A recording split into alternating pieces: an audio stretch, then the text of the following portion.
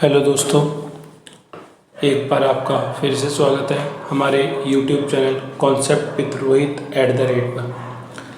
तो आज हम पढ़ रहे हैं प्रॉफिट एंड लॉस का पार्ट 4, जिससे पहले हमने प्रॉफिट एंड लॉस के कॉन्सेप्ट सीखे पार्ट 1 में।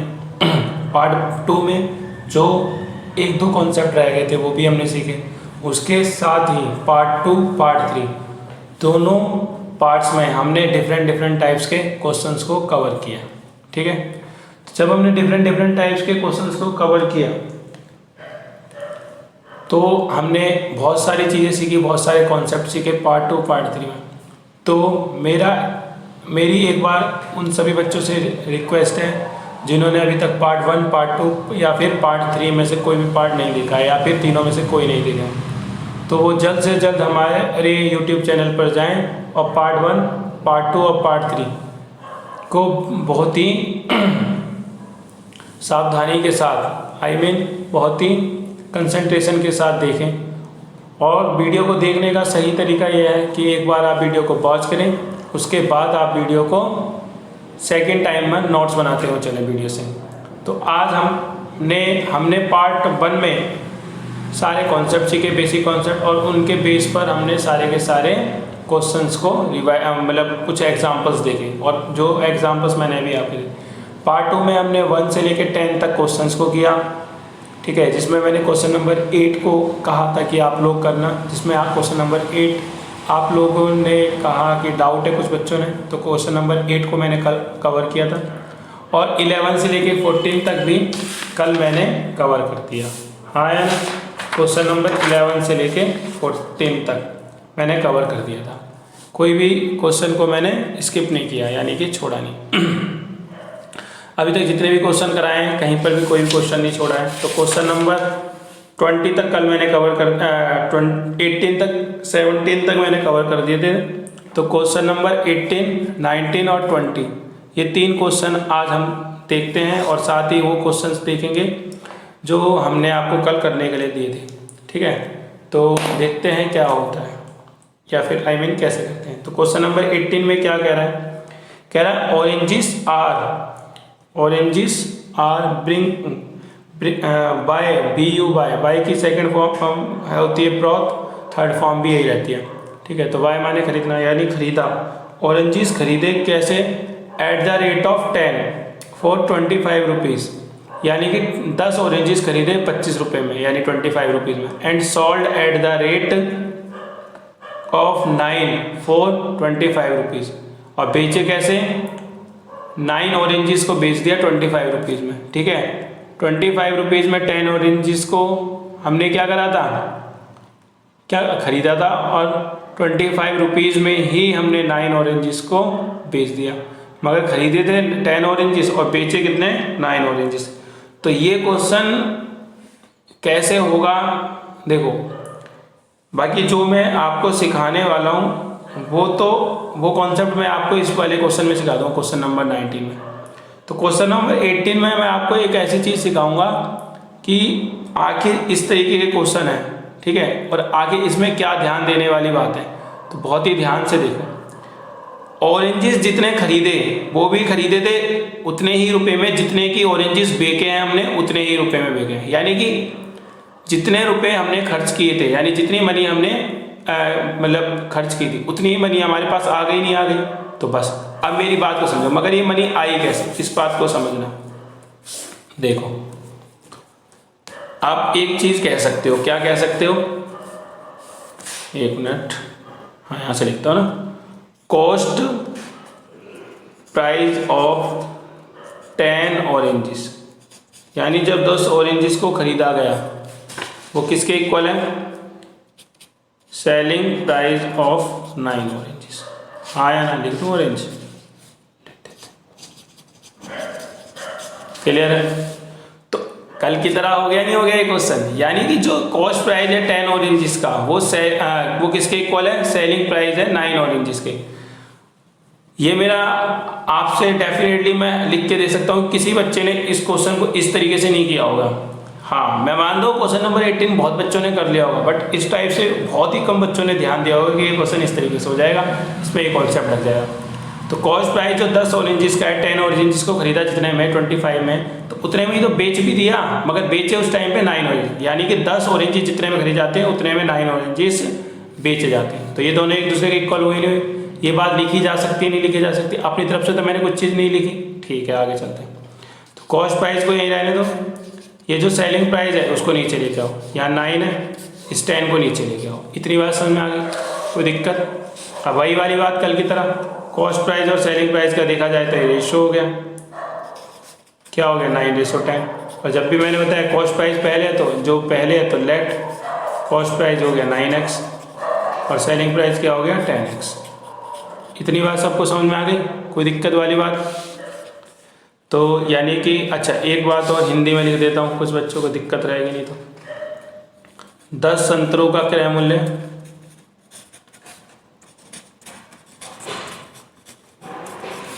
9 संतरे के विक्रय मूल्य का होगा। क्या हो रहा है?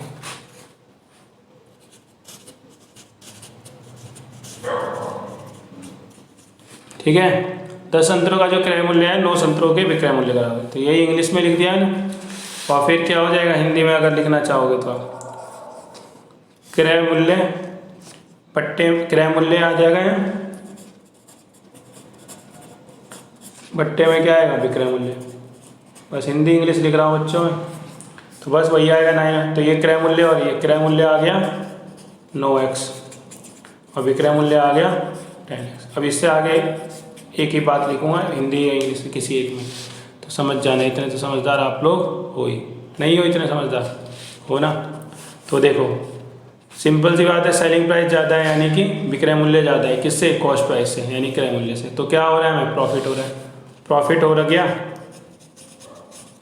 सेलिंग प्राइस माइनस में कॉस्ट प्राइस x का, मगर हमें निकालना क्या है? Profit percentage.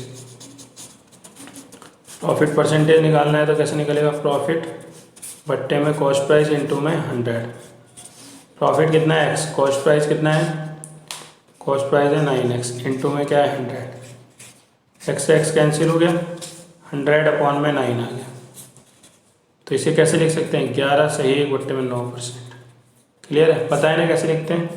करके दिखाता हूँ। 100 है या 9 है, 9 बन जा 9, 9 बन जा 9। तो जो इधर आता है उसे लिख देते हैं यहाँ, और जो रिमाइंडर आता है उसे ऊपर लिख के ऐसे। कोई दिक्कत वाली बात तो नहीं? कुल मिला के बात ये है, क्वेश्चन को बस हमने ध्यान से पढ़ा और कुछ भी नहीं किया। क्या कह रहा था ये? जो इसमें 10 ऑरेंजेस को जितने में खरीदा गया है उतने में ही 9 ऑरेंजेस को बेच दिया गया है, यानी कि रुपीज़ सेम है, बस हमने क्या करा है उस बात को समझाया और उस बात को इम्प्लीमेंट किया, उस बात को लिखा है, उसके अकॉर्डिंग हमने क्वेश्चन को कर दिया है।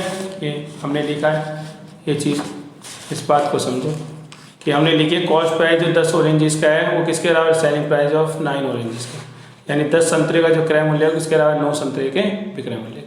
फिर हमने क्रय मूल्य विक्रय मूल्य को एक तरफ कर लिया, यानी कॉस्ट प्राइस और सेलिंग प्राइस को किस तरह और 10 न्यूमेरिकल वैल्यूज़ को एक तरफ कर लिया। कॉस्ट प्राइस 9 हो गया, सेलिंग प्राइस 10 हो गया। अब 9 और 10 नहीं लेंगे, 9 और 10 नहीं लेंगे तो क्या लेंगे? 9x और 10x ले लेते हैं। क्लियर है? उसके बाद तो देख ही लिया हमने क्या हो रहा है, उसके बाद तो तुम्हें आता ही है 10 बार कर चुके इसी टाइप के क्वेश्चन, क्या ही कहें। क्वेश्चन नंबर 19 जो है ना वो सबसे इम्पोर्टेंट है और ये समझने लायक है। क्लियर? तो क्या कह रहा है? Oranges bring broth at the rate of 6 for 5 rupees, यानी 6 ऑरेंजेस को खरीदा 5 रुपये में, and sold at the rate of 5 for 6 rupees profit percent, और 5 को बेच दिया 6 रुपये में, 5 ऑरेंजेस को बेच दिया 6 रुपीज़ में, तो प्रॉफिट परसेंट निकालना है।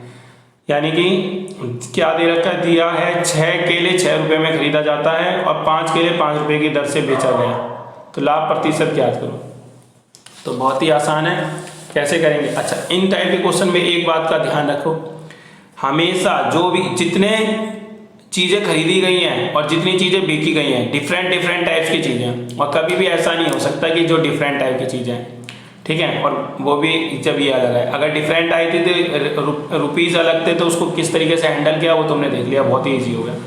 मगर यहाँ रुपीज़ भी डिफरेंट है, यहाँ पे क्या था रुपीज़ सेम थे, तो कैसे हैंडल करना था वो आपने देख लिया। देख लो एक दूसरे से रिलेटेड है, हल्का सा अपर लेवल आ गया तो मैंने दिखाया कैसे। तो ऐसे क्वेश्चन में आप एक ही चीज़ करो, पहले खरीदे कितने थे ऑरेंजेस 6 और बेचे कितने हैं ऑरेंजेस 5, तो ऑलवेज 6 और 5 का एलसीएम ले लो, यानी जितने भी ऑरेंजेस को बेचा जाए, जितने भी एप्पल हो, ऑरेंजेस हो, आर्टिकल हो, बनाना हो, कुछ भी हो सकता है यहाँ पे, तो जितने खरीदे जाएं और जितने बेचे जाएं तो दोनों का ऑलवेज एलसीएम लो। एलसीएम लेने पे जो भी आंसर आएगा तो आपको उतने ऑरेंजेस खरीदने हैं, उतने ही ऑरेंजेस बेचने हैं, मगर जो आपका रेट रहेगा वो रेट रहेगा यही जो उसने दे रखा है, इस रेट के अकॉर्डिंग खरीदो और इसी रेट और जो दे रखा है उस रेट के अकॉर्डिंग बेच लो। मगर खरीदो और बेचो कितने ऑरेंजेस या कितने आर्टिकल, जितने एलसीएम लेने के बाद आएगा, कभी भी क्वेश्चन गलत नहीं आएगा। बाकी यूनिटरी मेथड से आप कर ही सकते हो, वो इजी हो जाए, बस उसमें थोड़ा फ्रैक्शन में आता है तो बच्चों को फ्रैक्शन में पता लगाना थोड़ा टफ हो जाता है कौन सा छोटा है कौन सा बड़ा है, बच्चों की बात कर रहा हूँ। बाकी जब आप सीख जाते तो आपके लिए ईजी, ठीक है। दोनों में से किसी मेथड से कर सकते हो। बाकी जो मैं अभी करा रहा हूँ ये एकदम जेन्युइन मेथड है, इसको आप बिल्कुल अच्छे से सीखने के बाद इम्प्लीमेंट कर सकते हो, ठीक है, और कभी नहीं अटकोगे आप किसी भी क्वेश्चन में।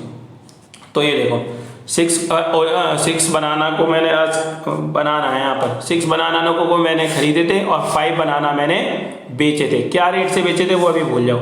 6 खरीदे थे और 5 बेचे थे, तो उन दोनों का एलसीएम लो, 6 5 का 30 आने वाला है। 2 3 जा, सर 1 मिनट, हाँ अब सही, 2 3 जा, यहाँ पे आ गया 5, 3 1 जा 3, 5 का 5, फिर 5 बन जा 5, तो एलसीएम क्या है 2 × 3 × 5, 2 3 जा 6 5 जा 30, एलसीएम आ गया 30, यानी आपको 30 ऑरेंजेस खरीदने हैं और 30 ही ऑरेंजेस बेचने हैं। अब आपका कॉस्ट प्राइस क्या है, यहाँ देखो, कॉस्ट प्राइस ऑफ 6 बनाना कितना है, 5 रुपीज़ है कि नहीं। 6 बनाना का जो कॉस्ट प्राइस है वो क्या है 5 रुपीज़ है। तो 2 मेथड है, एक तो ये है कि आपको 30 बनाना खरीदने हैं, तो 6 5 जा 30 इस तरीके से देख लो, यानी कि जो आपके पास चीज़ें आपने खरीदी है उसका 5 टाइम्स खरीदना है, यानी कि उसका 5 गुना कर दो। तो वैसे ही आप जो रेट है मतलब जितने 6 बनाना है जितने खरीदे तो उसका ही 5 टाइम्स करना पड़ेगा। बाकी ये किसी किसी में काम करेगा किसी में नहीं करेगा, क्योंकि मान लो उसने 28 बनाना खरीदे होते तो कैसे करते, 6 4 जा 24, 6 5 जा 30, फिर तो नहीं बात बन रही मल्टीप्लाई करने में। तो आप क्या करोगे, तो एक काम करो, कॉस्ट प्राइस निकालो 1 बनाना का, 1 बनाना का निकालोगे तो 5/6 रुपीज़ आया, सबसे बेस्ट है। और तो कॉस्ट प्राइस निकाल लो किसका, 30 बनाना इसका, 5/6 × में 30, 6 5 जा और 5 × 5 क्या हो गया 25।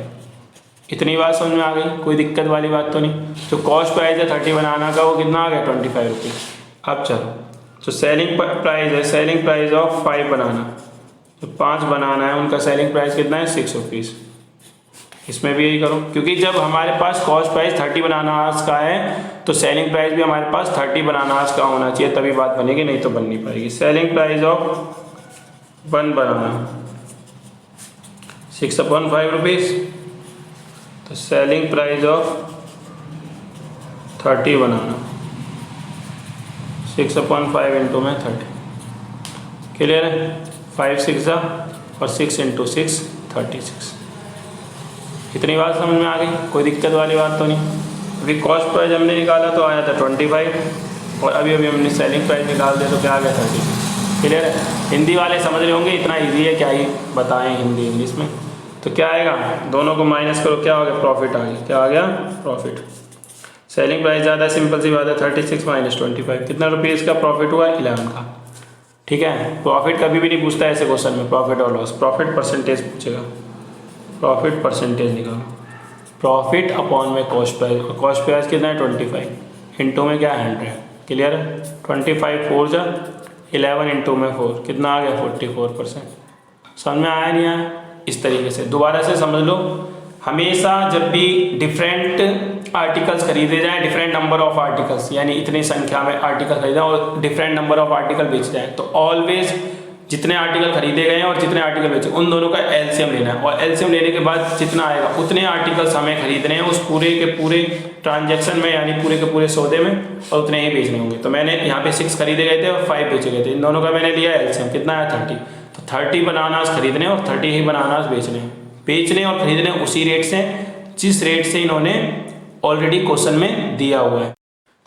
खरीदना और बेचना उसी रेट से जिस रेट से इन्होंने दे रखा है, अपनी तरफ से कुछ भी नहीं दे लगाना। तो कॉस्ट प्राइस 6 बनानास का 5 रुपीज़ दे रखा था, तो कॉस्ट प्राइस मैंने निकाला 1 बनाना का 5.6 रुपीज़ आए। 30 बनानास खरीदने थे, कॉस्ट प्राइस 30 बनानास का निकाल लिया। इतनी बात समझ में आ गई नहीं आ गई? तो आगे 25 रुपीज़। ऐसी सेलिंग प्राइस 5 बनानास का 6 रुपीज़ था, तो सेलिंग प्राइस 1 बनाना का इतना आया, 30 बनानास का हमने निकाल लिया 36। तो कॉस्ट प्राइस और सेलिंग प्राइस आ गया, देखा कौन ज़्यादा, सेलिंग प्राइस ज़्यादा है। तो जब भी सेलिंग प्राइस ज़्यादा आता है तो क्या होता है, प्रॉफिट होता है। तो बस प्रॉफिट जब हो गया तो प्रॉफिट परसेंटेज निकाल है, इजी नहीं है। कॉस्ट प्राइस और सेलिंग प्राइस, क्रय मूल्य विक्रय मूल्य समझ के कर लेना। क्रय मूल्य 6 किलो का क्रय मूल्य इस टाइप से, क्लियर है। तो क्वेश्चन नंबर 19 भी हो गया, और क्वेश्चन नंबर 20 तो है ही इजी, करके दिखा देते हैं एक बार, क्या ही बताएं। क्वेश्चन नंबर 20 में क्या कह रहा है, वाई सेलिंग एन आर्टिकल। एक आर्टिकल को मैंने कितने में खरीदा, बेचा 480 में। जब मैंने 480 में एक आर्टिकल को बेच दिया तब मुझे क्या हो गया, 20% का लॉस हो गया। कल मैंने आई थिंक ये क्वेश्चन करा दिया था। For what should he sell it to make a profit of 20%। तो इसे मुझे कितने में बेचना चाहिए कि मुझे 20% का प्रॉफिट हो जाए, ये वो कहना चाहता है। तो देखो सेलिंग, और मैंने कल इस टाइप के क्वेश्चन कैसे कराए थे। एक आर्टिकल, ठीक है, अच्छा, सेलिंग प्राइस है 480 और लॉस परसेंटेज क्या है मेरा 20%। एक मिनट रुको, सेलिंग प्राइस कितना है 480 और लॉस परसेंटेज कितना है 20%। इतनी बात समझ में आ गई। जब भी मुझे सेलिंग कॉस्ट प्राइस कह रहा हूँ मैं, सेलिंग प्राइस है ना सर, सॉरी, हाँ इतने बेचा, ठीक है। सेलिंग प्राइस है 480 और लॉस परसेंटेज कितना है 20%। इतनी बात क्लियर है। जब भी मुझे सेलिंग प्राइस और लॉस परसेंटेज पता है तो मेरे काम क्या है, सबसे पहले कॉस्ट प्राइस निकालना। और कॉस्ट प्राइस का फॉर्मूला क्या होता है, सेलिंग प्राइस। और जब भी सेलिंग प्राइस पता है तो 100 प्लस प्रॉफिट परसेंटेज और 100 माइनस लॉस परसेंटेज, वो चीज़ नीचे आती है, 100 माइनस में लॉस परसेंटेज। इस बात को बड़े ही ध्यान रखा जाए। 480 इंटू में 100 माइनस में 20, कितना आ गया 480 इंटू में 100, यहाँ आ गया 80, 0 से 0 और 8 6 48, 6 इंटू में 100 कितना हो गया 600 हो गया। ये आ गया हमारे पास कॉस्ट प्राइस। और जब कॉस्ट प्राइस आ गया यानी आखिर में हमें ये पता चल गया वो जो आर्टिकल था उसे खरीदा कितने में था, तो 600 रुपये में खरीदा था, यानी उसकी जो कॉस्ट प्राइस थी वो 600 थी। और तो वो कह रहा है कि अब ना उसे आपको ना उसको सेलिंग प्राइस बताना है। मगर सेलिंग प्राइस कब बताना है, कॉस्ट प्राइस तो जब ये हो, और ये हो क्या, यही है प्रॉफिट परसेंटेज, बट इस बार 20% का हो रहा है। जब आपको लॉस हो गया था 20% का, तब तो उसने बताया सेलिंग प्राइस भाई 480 है। तो जब उसने ऐसे बताया तो मैंने कॉस्ट प्राइस फाइंड कर लिया नहीं कर लिया, कॉस्ट प्राइस फाइंड कर लिया। तो अब वो कह रहा है 20% का अगर प्रॉफिट हो जाएगा तो बताना कॉस्ट प्राइस कितना होगा। तो हमने बोला कि 1 मिनट दे दो। तो देखो हमने निकालना है सेलिंग प्राइस। सेलिंग प्राइस निकालोगे तो कैसे होगा, कॉस्ट प्राइस इंटू में 100 प्लस में प्रॉफिट परसेंटेज, यही होता है फॉर्मूला, अपॉन में 100। कॉस्ट प्राइस कितना है भाई 600 है, प्रॉफिट परसेंटेज 20 है, 100 प्लस में 20, नीचे क्या है 0, डबल 0। तो 600 इंटू में 120, नीचे आ गया 100, 0 से 0 कट गए, 6 इंटू में 120 बच गया, कितना आ गया 720। कोई दिक्कत वाली बात, 720। कल मैंने ये क्वेश्चन कवर करा दिया बट फिर भी मैंने आज करा दिया। इतनी बात क्लियर है। चलें आगे, हो गया नहीं हो गया ये क्वेश्चन। कल मैंने एक क्वेश्चन छोड़ा था, वो मुझे ध्यान है कि नहीं है ध्यान, आई थिंक 15 छोड़ा था, 15 करा देते हैं। 15 छोड़ दिया होगा मैंने, 15 या 16, चलो देख लेते हैं। एक आर्टिकल को सोल्ड करा इतने में, 60 रुपीज़ मोर में बेचो। तो क्वेश्चन नंबर 15 16 आई थिंक मैंने करा दिया था, तो क्वेश्चन नंबर 17 छोड़ दिया था। ठीक है, एक बार तुम लोग, क्या बताऊँ, तुम लोगों को तो बता ही नहीं पाओगे। ठीक है, कोई नहीं, अगर कोई भी क्वेश्चन समझ नहीं आएगा तो पूछ लेना। क्वेश्चन नंबर 18 19 20 तीनों कवर हो गए हैं। ठीक है, क्वेश्चन नंबर 17 मैंने करा दिया था, बाकी ऐसा कोई क्वेश्चन नहीं है जो कि ना हुआ हो। ठीक है, सारे क्वेश्चन हो गए हैं। तो इस तरीके के क्वेश्चन को आप ऐसे हैंडल कर सकते हो, ये मैंने आपको बताया। बाकी अगर हम क्या मतलब लाएंगे, पार्ट 5 लेके आएंगे हम प्रॉफिट एंड लॉस का, तो इसमें उसमें कुछ इतने डिफरेंट टाइप्स के क्वेश्चन होंगे, यानी एकदम बिल्कुल न्यू चीज़ें होंगी जो कि आपने शायद ही कभी पढ़ी होंगी। ठीक है, तो अभी आपको मैं एक क्वेश्चन समझाता हूँ कि मान लो कोई अगर ऐसे कहे, ये एक क्वेश्चन है, ठीक है, मैंने टाइप नहीं किया, अभी ऐसे समझा देता हूँ लिख के, कि cost price of an article, जो कॉस्ट प्राइस है ऑफ एक आर्टिकल का इज 20%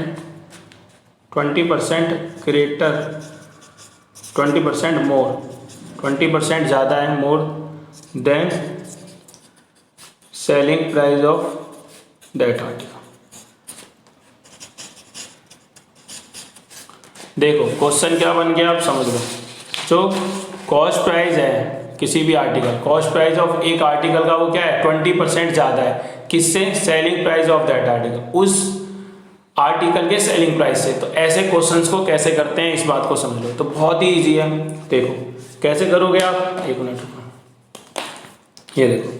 तो कॉस्ट प्राइस क्या है, वो जो सेलिंग प्राइस है ना उससे कितना ज़्यादा है, 20%। और कभी भी कोई भी चीज़ होती है 100% होती है, तो 20% मोर है, तो मैंने क्या बोला, मोर में ऐड कर देते, तो 100 में 20 ऐड कर दिया, तो सेलिंग प्राइस का 120% क्या है, 120। समझ में आया, कोई दिक्कत वाली बात तो नहीं।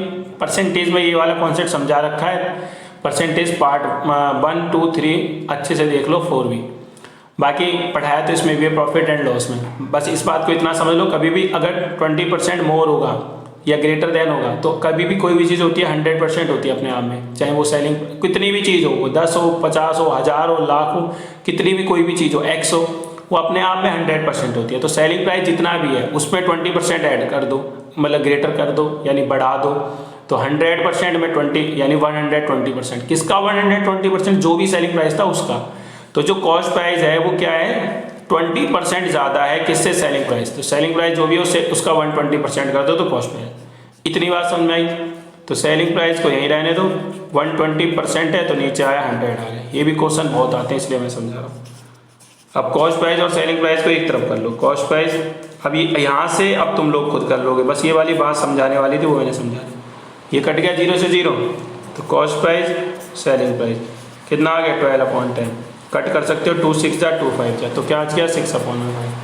तो अब देखो, अब कर लोगे नहीं कर लोगे, कॉस्ट प्राइस और सेलिंग प्राइस 6/, तो कॉस्ट प्राइस हो गया 6x, लेट 6x, और सेलिंग प्राइस क्या हो गया 5x।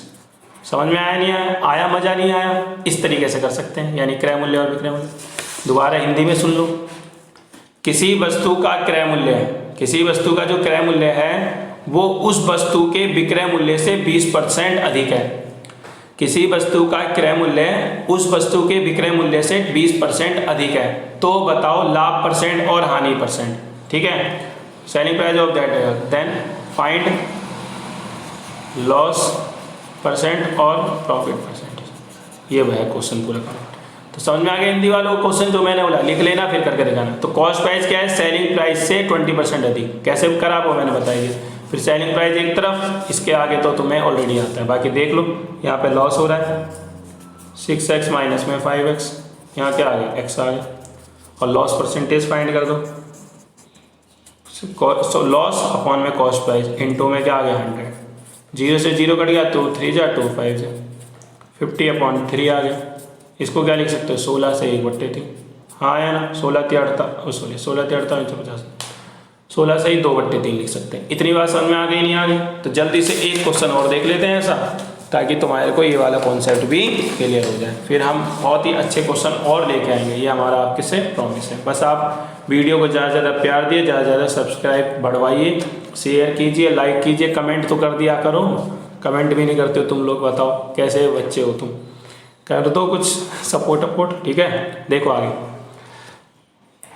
जो कह रहा है, selling price of an apple, एक एप्पल का जो सेलिंग प्राइस है वो क्या है, selling price of an apple is 35% less then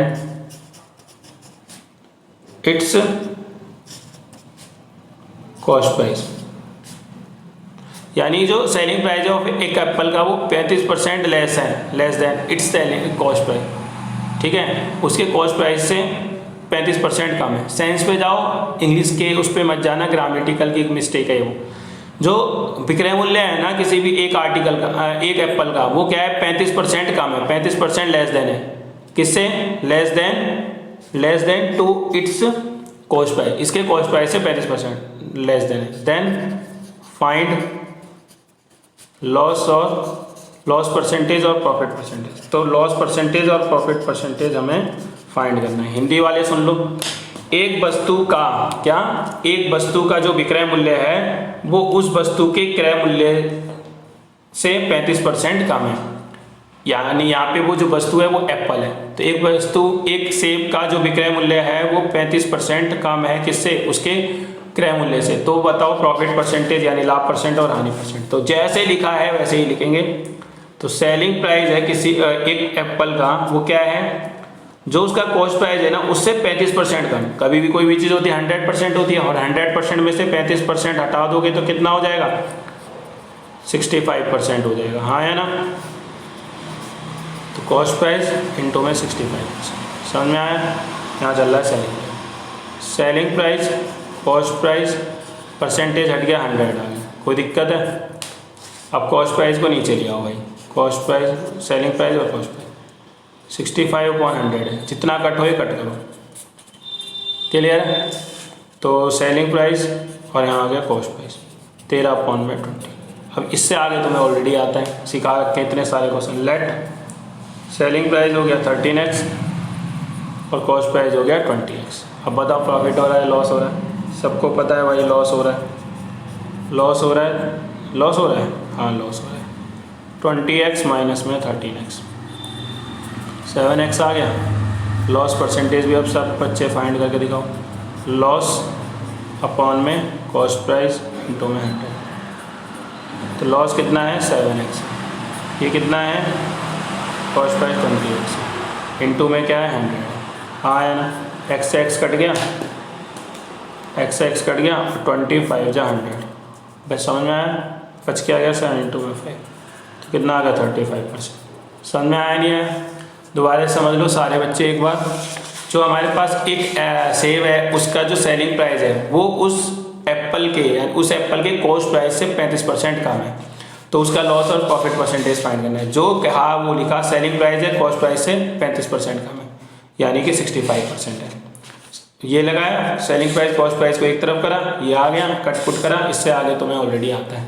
ठीक है, नहीं आता आए, अभी भी कोई क्वेश्चन समझ में नहीं आए तो आप कमेंट बॉक्स में कमेंट कर सकते हो, बता सकते हो, अपनी परेशानी को बता सकते हो। और साथ ही ऐसा नहीं है मैंने जो क्वेश्चन कराया उसी में से आप अपनी प्रॉब्लम बता सकते हो। जिसको जो भी क्वेश्चन में डाउट हो, किसी भी बुक से पढ़ता हो, कहीं पर भी पढ़ता हो, या किसी भी बुक, किसी भी ऑथर से के बुक क्वेश्चन का डाउट हो, तो वो मेरे व्हाट्सएप ग्रुप में मैसेज कर सकता है। तो डेफिनेटली उसका आंसर विद इन कुछ मिनटों में आपको प्रोवाइड करा दिया जाएगा। व्हाट्सएप ग्रुप का जो लिंक है हमने कमेंट बॉक्स में दे रखा है और डिस्क्रिप्शन में भी दे रखा है, तो आप जाइए और ऐड हो जाइए। ठीक है, और वहाँ पर मैं आपको PDF सेंड कर दूँगा बहुत सारे, हर चैप्टर वाइज, तो आप ज़्यादा से ज़्यादा क्वेश्चन को प्रैक्टिस कर सकते हैं फिर वहाँ पर रह के। तो आपके लिए बेनिफिट होगा। व्हाट्सएप ग्रुप, टेलीग्राम ग्रुप, दोनों का लिंक दे के रखते हैं हम अपने डिस्क्रिप्शन में और कमेंट बॉक्स में, तो आप जाइए और ऐड हो जाइए। और आप लोगों को वीडियो कैसे लगी और प्रॉफिट एंड लॉस का चैप्टर आपको कैसे लगा, पार्ट 5 हम लेके आएंगे बहुत ही जल्द। जब तक पार्ट 1, पार्ट 2, पार्ट 3 और पार्ट 4 को आप 1 मोर टाइम वॉच कीजिए और ज़्यादा से ज़्यादा शेयर कीजिए और अपने दोस्तों को और अपने रिश्तेदारों में पहुंचाइए इसको। ठीक है, और हमको भी सपोर्ट कीजिए, लाइक कमेंट जरूर किया कीजिए, शेयर को बिल्कुल ज़रूर कीजिए। जिसने सब्सक्राइब नहीं किया वो सब्सक्राइब करें और अपने प्यार को ऐसे ही बनाए रखें। ठीक है, तो वीडियो को देखने का तरीका मैंने आपको 10 बार समझा रखा है, दोबारा समझा रहा हूँ। जो भी बच्चे हल्का सा थोड़े नालायक हैं, नालायक कोई नहीं होता, बस जो टाइम नहीं देता है वही नालायक बन जाता है, जो टाइम देता है वो इंटेलिजेंट बन जाता है। पहले वीडियो को बस अच्छे से देखो, ये समझो कि आपको समझ में आ रहा है क्वेश्चन या नहीं आ रहा है, और जब आपको क्वेश्चन समझ में आ जाए तब सेकेंड टाइम में, यानी वीडियो समझ में आ जाए तो सेकेंड टाइम में आप क्या करो, वीडियो को देखते भी चलो और क्या करते चलो, नोट्स बनाते चलो। सेकेंड टाइम में, कभी भी फर्स्ट टाइम में नोट्स बनाने की गलती ना करें। ठीक ठीक है, मैं भी ऐसे ही करता हूँ अगर कुछ चीज़ सीखता था पहले तो। आगे बात समझ, या अभी भी सीखता हूँ। चलो तब तक के लिए टाटा बाय, ठीक है, मिलते हैं नेक्स्ट वीक।